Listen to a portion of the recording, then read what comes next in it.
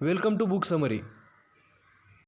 Japan में Okinawa नाम का आइलैंड है। वहाँ की अमेजिंग बात यह है कि वहाँ के लोग दुनिया के और लोगों के मुकाबले अच्छी बड़ी और हेल्दी लाइफ जीते। वहाँ के लोग आराम से 100-150 साल तक की लेंदी लाइफ जीते। वो लोग कम बीमार पड़ते हैं और पूरी लाइफ में कभी भी रिटायर्ड नहीं होते। वहाँ के लोग आज भी 90s और 100s में भी अपने खुद के काम खुद करते हैं, वो भी बिना बोर हुए। इन बातों के पीछे का सीक्रेट ढूंढने के लिए दो लोग वहाँ पे गए, हेक्टर ग्रासिया और फ्रांसिस मिरालेस। उन दोनों ने वहाँ पे बहुत सारी रिसर्च की और वहाँ के लोगों से क्वेश्चन पूछे, तो वहाँ के मैक्सिमम लोगों ने उसका एक ही आंसर दिया, जो था कि इकिगाई। वहाँ के लोग मानते हैं कि आप किसी न किसी मकसद के लिए इस दुनिया में आए हो और वो मकसद ही आपका इकिगाई है। वहाँ के लोग कहते हैं कि हर इंसान की अपनी एक अलग इकिगाई होती है और आप भी अपनी इकिगाई ढूंढकर उन लोगों जैसे अच्छी, हेल्दी और बड़ी लाइफ जी सकते हो। इस वीडियो के एंड में आपको 4 स्टेप्स बताऊंगा जिन्हें फॉलो करके आप अपनी इकिगाई ढूंढ सकते हो।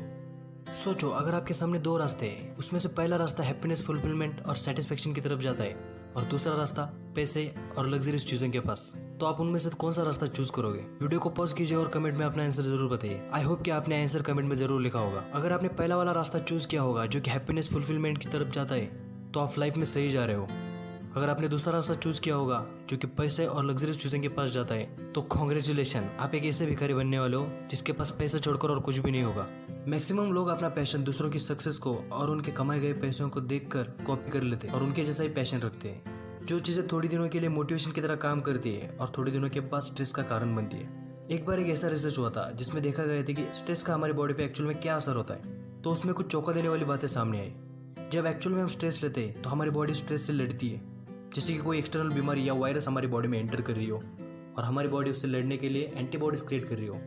हमारी बॉडी स्ट्रेस को कोई बाहर से आई हुई बीमारी या वायरस की तरह दिखती है और जो कि उससे लड़ती है और उसके खिलाफ एंटीबॉडीज क्रिएट करती है। ये बार बार होने से इसका इम्पैक्ट बहुत ही बुरा होता है, जैसे कि कम उम्र होते हुए भी उम्र ज़्यादा दिखना, मतलब बूढ़ों जैसे दिखना, बार बार हेल्थ खराब होना और ग्रोथ स्लो होना। जो लोग दूसरों के पैशन को कॉपी कर लेते हैं उनकी हालत कुछ ऐसे होती है, जो कि आपको एक स्टोरी में बताऊंगा। एक बार क्या होता है, 2 बंदर जंगल को छोड़कर पास के गांव में जाते हैं। वहाँ पे वो देखते हैं कि कुछ लोग चिंगारियों की हेल्प से आग लगा रहे होते हैं। ये चीजें देखकर बंदर जंगल में आते हैं और कुछ जुगनू पकड़ कर लाते हैं और उसे आग लगाने की कोशिश करते हैं। बिल्कुल ऐसी ही चीजें उन लोगों के साथ होती है जो कि दूसरों का सक्सेस देखकर उनका पैशन कॉपी कर लेते हैं और नेवर गिव अप कहते हैं, अपनी पूरी लाइफ वेस्ट कर देते हैं। अब मैं आपको 4 स्टेप बताऊंगा जिन्हें फॉलो करके आप अपनी इकिगाई ढूंढ सकते हो। Step number 1, make list what you love.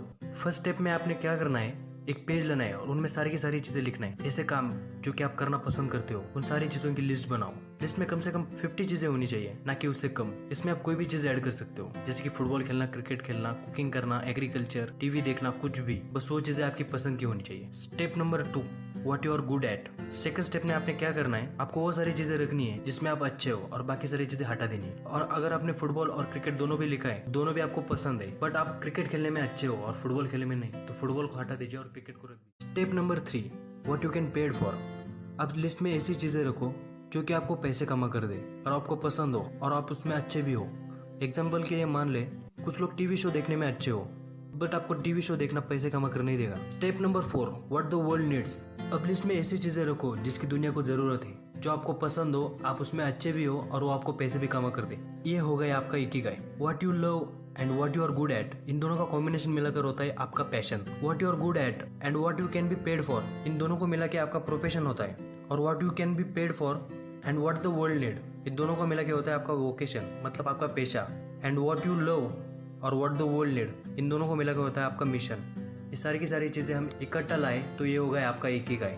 आप इसे फॉलो करके ओकिनावा के टापू के लोगों की तरह आप भी अपनी लाइफ अच्छी, हेल्दी और लेंदी जी सकते हो। दुनिया की ऐसी कोई भी फील्ड नहीं है जहाँ पे लोग मिलियनर नहीं बने हो। क्या आप सोच सकते हो, एक औरत थी जिसे बस अपना घर सजाना अच्छा लगता हो और उसने उसी को अपना पैशन बना लिया। आज वो लोगों को घर सजाना सिखाकर अमीर और सक्सेसफुल बन चुकी है। और तो और उन्हें बड़ी बड़ी कंपनियां भी बुलाती है अपना ऑफिस का सेटअप लगाने के लिए। ये थी स्टोरी मैरी कोंडो की। अगर आप अपने पैशन को ठीक से फॉलो करोगे तो आपको कोई सक्सेसफुल होने से नहीं रोक सकता। अगर आपको अपनी इकिगाई मिल गई हो तो उस पर ठीक से रिसर्च करो और हो सके तो उस फील्ड में जो ऑलरेडी सक्सेसफुल लोग हैं उनसे एडवाइस लो। और प्लीज किसी का पैशन उसके सक्सेस को देखकर कॉपी मत करना, क्योंकि यह दुनिया में हर एक का क्वेश्चन पेपर अलग है। दूसरों का आंसर कॉपी करके अपनी पूरी की पूरी लाइफ उसमें इन्वेस्ट करके वेस्ट मत करो। और ये थी कुछ अमेजिंग और इंटरेस्टिंग बातें इंटरनेशनल बेस्ट सेलर इकिगाई इस बुक की। अगर ये बुक आप पढ़ना चाहते हो तो लिंक डिस्क्रिप्शन में, वहां से जाके आप खरीद सकते हो। और ये बातें आपको अच्छी लगी हो तो लाइक और कमेंट करके जरूर बताना।